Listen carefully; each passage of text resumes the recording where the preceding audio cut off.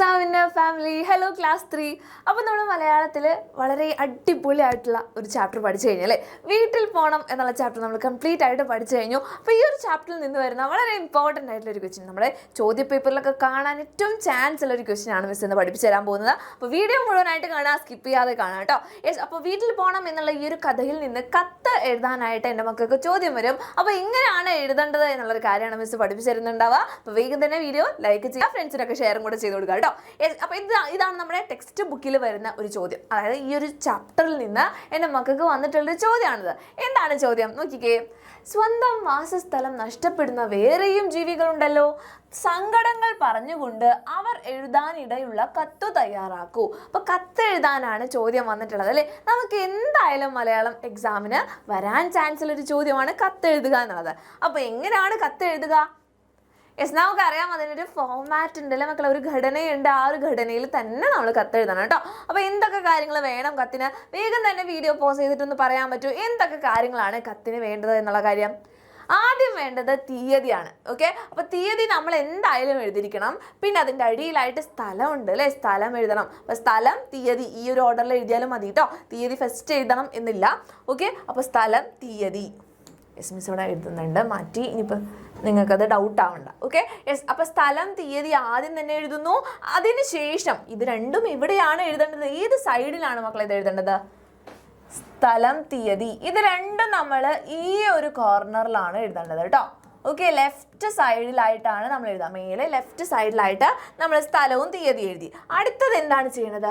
അടുത്തത് ആർക്കാണോ നമ്മൾ കത്തെഴുതാൻ പോകുന്നത് അയാളുടെ പേര് വെച്ചിട്ട് എഴുതുക അല്ലേ. പ്രിയപ്പെട്ട അമ്മുവിന്, പ്രിയപ്പെട്ട അപ്പുവിന്. ആർക്കാണോ കത്തെഴുതുന്നത് അവരെന്താണ് പ്രിയപ്പെട്ട എന്ന് പറഞ്ഞിട്ട് അഭിസംബോധന ചെയ്തിട്ട് എഴുതാം.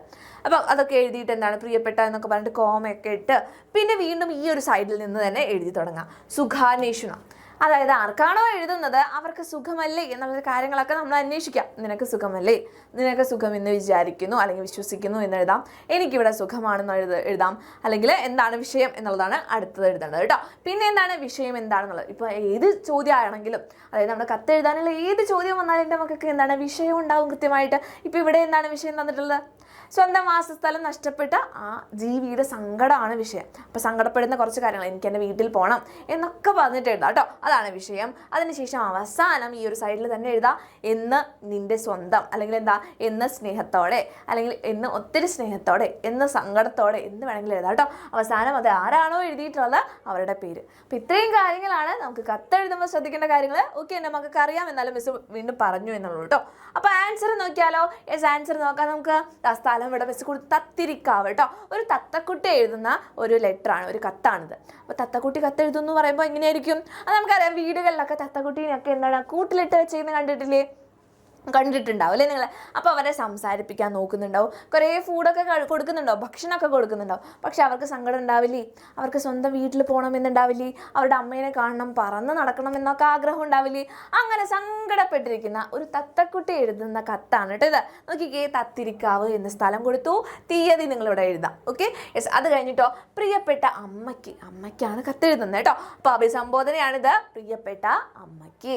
എന്നിട്ടോ അമ്മ എവിടെയാണ്? സുഖമെന്ന് വിചാരിക്കുന്നു എന്നൊന്നും നമ്മൾ എഴുതിയിട്ടില്ല, കാരണം സങ്കടമുള്ളൊരു കത്താണ്. അപ്പോൾ അമ്മ എവിടെയാണ് എന്നുള്ള ചോദ്യം വെച്ചിട്ടാണ് തുടങ്ങിയിട്ടുള്ളത് കേട്ടോ.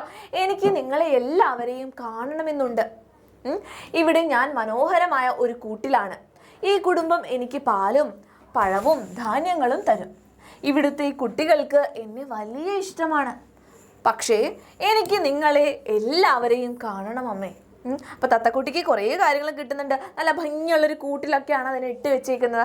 കുറേ പാലും പഴവും ധാന്യവും ഭക്ഷണങ്ങളൊക്കെ കിട്ടുന്നുണ്ട്. അവിടുത്തെ കുട്ടികൾക്കും തത്തക്കുട്ടീനെ വലിയ ഇഷ്ടമാണ്. പക്ഷെ എന്താണ്, അതിന് സങ്കടം ഉണ്ടാവും അല്ലേ? അതിൻ്റെ സ്വന്തം അമ്മേനെ കാണാൻ എത്ര ഭംഗിയുള്ള കൂട്ടിലിട്ട് വെച്ചാലും അങ്ങനെയാണല്ലേ. ബന്ധുര കാഞ്ചന കുട്ടിനാണെങ്കിലും ബന്ധനം തന്നെ പാരിൽ എന്ന് പറയുമ്പോൾ എന്താ, ആ നല്ല ഭംഗിയുള്ള നല്ല സ്വർണ്ണ കൂട്ടിലാണ് ഇട്ട് വെച്ചെങ്കിലും ബന്ധനമാണ് അല്ലേ, പൂട്ടിയിട്ടേക്കുമാണ്. എല്ലാവർക്കും സങ്കടം തന്നെയായിരിക്കും. നമുക്കൊക്കെ സ്വതന്ത്രമായിട്ട് നടക്കാനായിരിക്കും ഇഷ്ടം. അപ്പോൾ തത്തക്കുട്ടിക്കും സങ്കടമുണ്ട്.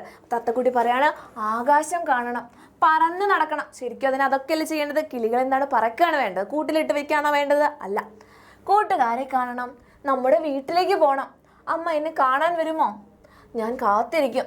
അപ്പോൾ തത്തക്കുട്ടിയുടെ സങ്കടമാണ്, അമ്മ കാണാൻ വരുമോ എന്നൊക്കെ ചോദിക്കുകയാണ്. അതിന് ആകാശത്ത് പോകണമെന്നുണ്ട്, പറന്ന് നടക്കണമെന്നുണ്ട്, കൂട്ടുകാരെ കാണണമെന്നുണ്ട്, സ്വന്തം വീട്ടിലേക്ക് പോകണം എന്നൊക്കെയുണ്ട്. അപ്പം അത്രയും സങ്കടം പറഞ്ഞിട്ടാണ് എഴുതുന്നത്. അമ്മ എന്നെ കാണാൻ വരുമോ, ഞാൻ കാത്തിരിക്കുമെന്ന് പറഞ്ഞു. ഒത്തിരി സ്നേഹത്തോടെ മിന്നു തത്ത പേരെഴുതി. ഓക്കെ, അപ്പോൾ ഇങ്ങനെയാണ് നമ്മൾ കത്തെഴുതേണ്ടത്. എൻ്റെ മക്കൾക്ക് എല്ലാവർക്കും മനസ്സിലായിട്ടുണ്ടാവും എന്ന് വിചാരിക്കുന്നു. അപ്പോൾ വീഡിയോ ഇഷ്ടമായിട്ടുണ്ടെങ്കിൽ എന്ത് ചെയ്യണം? എന്തായാലും ലൈക്ക് ചെയ്യുക, ഫ്രണ്ട്സിനൊക്കെ അയച്ചും കൂടെ കൊടുക്കുക. അതിനൊപ്പം തന്നെ നിങ്ങൾ എങ്ങനെയാണ് കത്തെഴുതുന്നത്, നിങ്ങൾ ആർക്കായിരിക്കും കത്തെഴുതുന്നുണ്ടാവുക, അല്ലെങ്കിൽ ആരുടെ കത്തായിരിക്കും നിങ്ങൾ എഴുതുക? അപ്പോൾ മിസ് മിന്നു തത്തയുടെ കത്താണ് എഴുതിയത്. എൻ്റെ മക്കൾ ആരുടെ കത്താണ് എഴുതുക, ഏത് ജീവിയുടെ സങ്കടത്തിനെ പറ്റിയിട്ടാണ് നിങ്ങൾ എഴുതുക എന്നുള്ള കാര്യം എന്തായാലും കമൻറ്റ് ബോക്സിൽ കമൻറ്റ് ചെയ്യാം കേട്ടോ. അപ്പോൾ ഇനിയും കുറേ യൂസ്ഫുൾ ആയിട്ടുള്ള ഹെൽപ്ഫുൾ ആയിട്ടുള്ള വീഡിയോസ് ആയിട്ട് കാണാം. അങ്ങനെയുള്ള വീഡിയോസൊക്കെ നമ്മുടെ ചാനലിൽ വരുന്നുണ്ട്. ചാനൽ ജസ്റ്റ് ഒന്ന് സബ്സ്ക്രൈബ് ചെയ്ത് വെക്കുക, ബെല്ലൈക്കൺ എനേബിൾ ചെയ്ത് വെക്കുക കേട്ടോ. അപ്പോൾ ലൈവ് ക്ലാസ്സുകൾ ഉണ്ടാവും നമുക്ക് 7:30 കറക്റ്റ് 7:30 ആകുമ്പോൾ എൻ്റെ മക്കൾ എന്ത് ചെയ്യണം? ചാനലിലേക്ക് ഓടി വരണം കേട്ടോ. അപ്പോൾ അടുത്ത വീഡിയോയിൽ കാണാം. താങ്ക്